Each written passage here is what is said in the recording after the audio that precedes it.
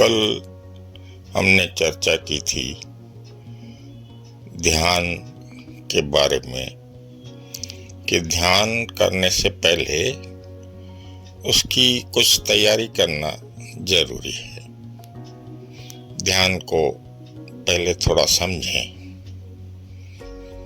तो कल 3-4 तरीके आपको बताए थे जागरूकता बढ़ाने के लिए। अब उसी विषय को हम आगे बढ़ाते हैं।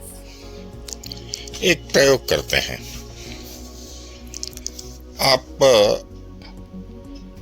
मन में तस्वीर लाएं। एक राई का दाना होता है ना, राई का दाना सबसे छोटा काले कलर का, जिसे भोजन में इस्तेमाल करते हैं। राई का दाना ध्यान में लाइए, देखिए उसे। उसके बाद संतरा देखिए आप मन ही मन में। उसके बाद तरबूज देखिए हरे कलर का।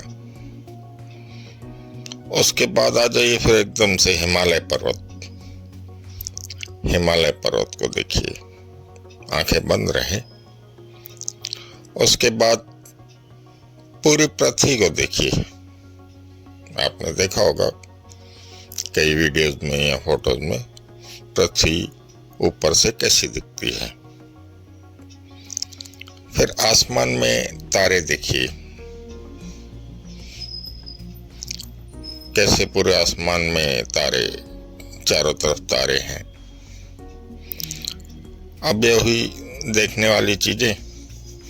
अब कुछ चीजें आप सुनिए, मन ही मन में सुनिए। जैसे तबले की आवाज तो सबने सुनी होगी।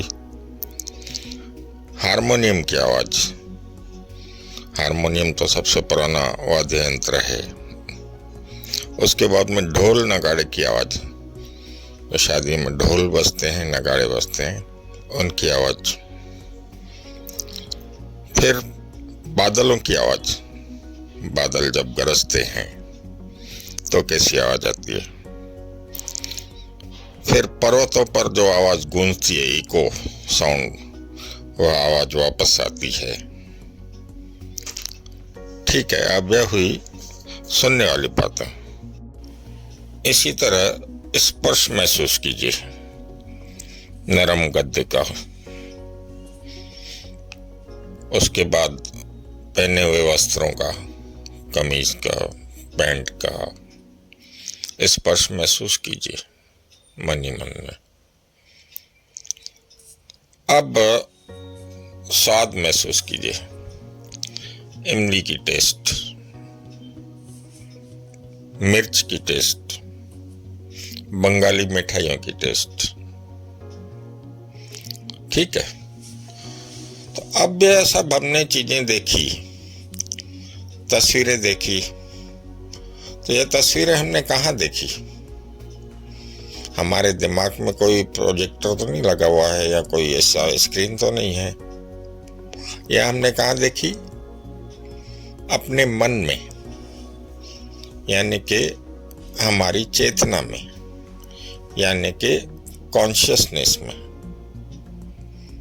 कॉन्शियसनेस, चेतना मन का ही रूप है। वैसे यह सारी चीजें जो है तो निराकार हैं, तो इसी एक ही वर्ग में बांटा जा सकता है।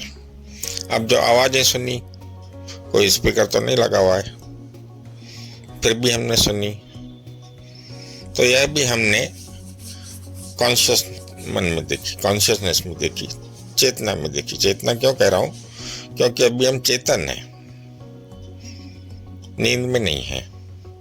तो इसीलिए हमने अपनी चेतना में देखी यह चीजें, देखी, सुनी, महसूस की, उसका टेस्ट भी याद किया।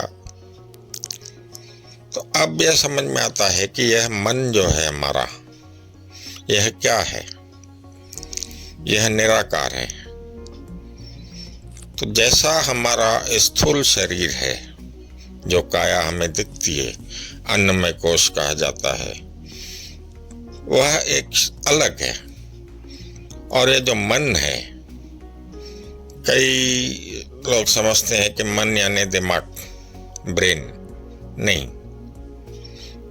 ब्रेन तो एक फिजिकल चीज है ना, या एक हिसाब से समझिए ये कंप्यूटर का हार्डवेयर है, और जो विचार होते हैं, जो चीजें हमने देखी, वो सॉफ्टवेयर है। हार्डवेयर और सॉफ्टवेयर। तो जैसा हमारा स्थूल शरीर है वैसा हमारा मानसिक शरीर है। वो दिमाग में नहीं रहता है, क्योंकि वो निराकार है। जो चीज निराकार है उसे हम एक जगह पर कैसे महसूस करेंगे? सभी जगह, सर्वत्र है। तो यह जैसा हमारा मानसिक शरीर है, वैसा ही एक यूनिवर्सल माइंड है, जिसमें कि पूरा ब्रह्मांड समाया हुआ है। यह उसी का ही एक भाग है, हमारा जो मन है। तो अब आपने मन को महसूस कर लिया होगा। मन में हम देखते हैं, सुनते हैं, टेस्ट महसूस करते हैं, स्पर्श महसूस करते हैं। तो यह शरीर भी कितना मजबूत होगा। जिसे हम देखते नहीं हैं तो इसका अस्तित्व कैसे समझेंगे? ये इन चीजों से अस्तित्व समझा जाता है, मन का। शरीर क्या है, मन क्या है। अब एक आवाज है जो आप मेरी आवाज सुन रहे हैं, यह हो गई बाहरी आवाज, जो कान के माध्यम से इलेक्ट्रोकेमिकल सिग्नल के रूप में आपके ब्रेन में जाती है। और दूसरी आवाज रहती है विचारों की। आप मन में जो सोच रहे हैं वह आवाज निरंतर चलती रहती है, निरंतर। वह है विचारों की आवाज। तो बाहरी आवाज अलग है और मन की आवाज अलग है। तो अब एक दूसरा प्रयोग करते हैं। आप पूरा ध्यान, आंखें बंद कर पूरा ध्यान लगाइए विचारों पर, कि देखें अब मन में सबसे पहला विचार कौन सा आता है। जैसे बिल्ली नहीं झपटती है चूहे पर, बिल्कुल वैसा आपको झपटना है। कौन सा विचार आ रहा है उसको मैं पकड़ूं। देखिए, आंखें बंद रखिए, देखिए पहला विचार कौन सा मन में आता है।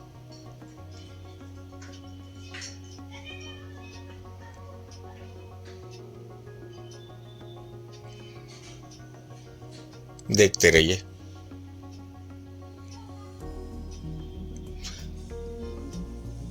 अब आपने महसूस किया होगा कि जब हम ध्यान से देखते हैं विचारों को, तो विचार आना बंद होता है या कम होते हैं विचार।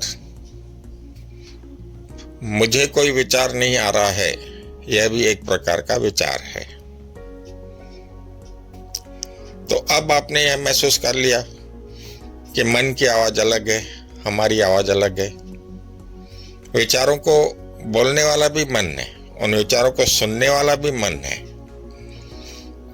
फिर उसे आगे के विभागों में भेजना, वह भी मन का कार्य है। उस पर जो हम सोचते हैं, उसकी कल्पनाएं करते हैं, वह भी मन का ही एक विभाग है। तो आशा करता हूं कि अब आपको मन के बारे में कुछ जानकारी मिल चुकी है। अब ज्यादा और विस्तृत रूप में हम आगे देखेंगे।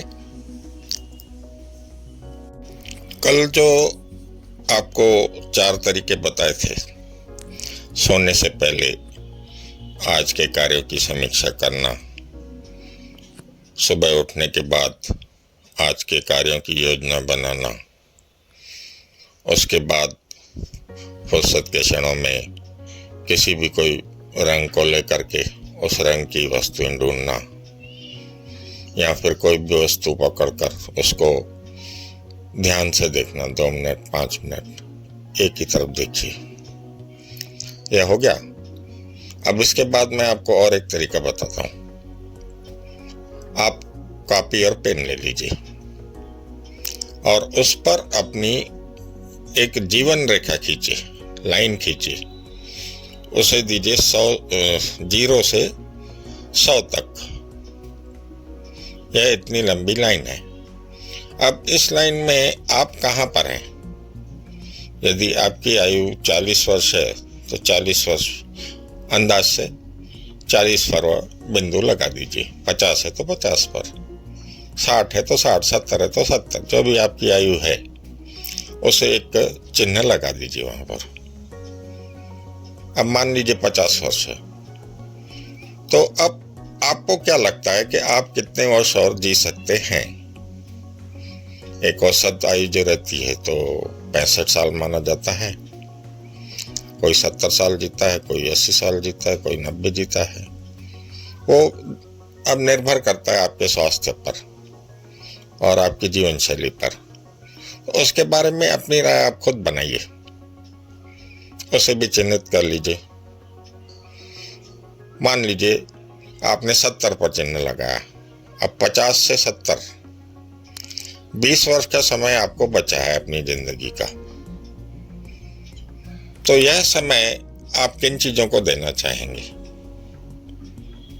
वह चीजें आप नोट कर लीजिए कि भाई यह जो 20 वर्ष मुझे मिलने वाले हैं, अभी जो बाकी है मेरे जीवन के, उसमें मैं फलानी चीजें करूंगा।